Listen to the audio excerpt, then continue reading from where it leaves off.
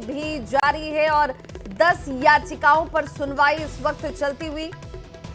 लेकिन बड़ी जानकारी है कि एसआईआर पूरी तरह संविधान के तहत है। सुप्रीम कोर्ट ने यह साफ कर दिया है। निर्वाचन आयोग के पास इसे लेकर तर्क है। तो बिहार में वोटर लिस्ट रिवीजन जारी रहेगा, ये बड़ी खबर इस वक्त सामने आती हुई। एसआईआर पर अगली सुनवाई 28 जुलाई को होगी।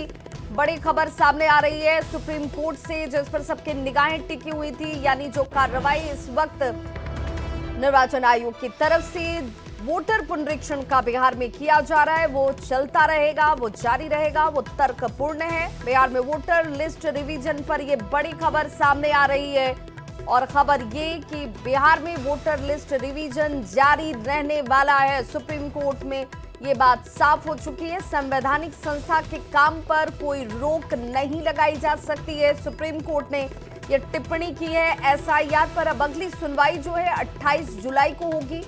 संवैधानिक संस्था है। एसआईआर में आधार और ration card, voter ID card शामिल किया गया या नहीं किया गया, इसे लेकर भी स्थिति क्या है वो भी समझने की कोशिश करेंगे। और संवाददाता शंकर आनंद हमारे साथ इस वक्त ज्यादा जानकारी के साथ जुड़ गए हैं। शंकर आनंद, सुप्रीम कोर्ट की तरफ से क्या टिप्पणी की गई है, क्या खास टिप्पणी इसमें नजर आई अब तक?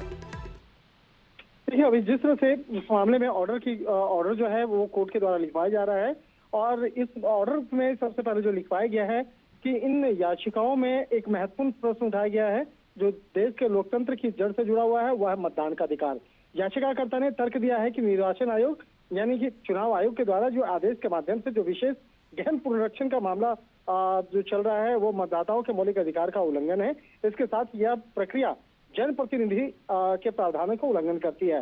अदालत ने यह तर्क दर्ज किया है कि यह मामला केवल प्रशासनिक प्रक्रिया नहीं बल्कि लोकतांत्रिक अधिकारों के मूल स्वरूप से भी जुड़ा हुआ है।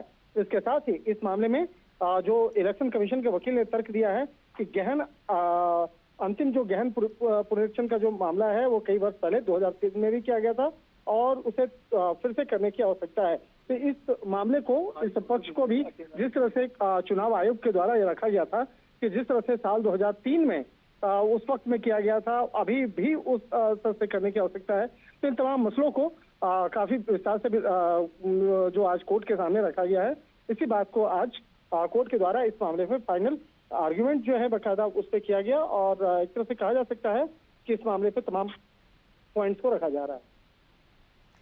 बिल्कुल, आप हमारे साथ बने रहिए शंकर आनंद। और इस वक्त जेडीयू के मुख्य प्रवक्ता नीरज जी जुड़ चुके हैं। नीरज जी, बहुत स्वागत है आपका। और सुप्रीम कोर्ट ने जिस तरीके से कहा है कि भाई संवैधानिक संस्थाएं अगर कुछ काम करती हैं तो उस पर रोक लगाना ये तो संभव ही नहीं है। जो प्रक्रिया चल रही है वोटर पुनरीक्षण की वो जारी रहेगी, लेकिन जो आधार कार्ड को लिंक करने की बात है कि भाई आप इसको भी एक प्रमाण के तौर पर लीजिए, ये जरूर शामिल किया जाए। ये माननीय सर्वोच्च न्यायालय के विचारण पर कोई राजनीतिक टिप्पणी करने का हमको अधिकार नहीं है। मीडिया से प्राप्त जानकारी के अनुसार विशेष मतदाता पुनरीक्षण कार्य को जारी रखने की बात सुप्रीम कोर्ट ने कही है।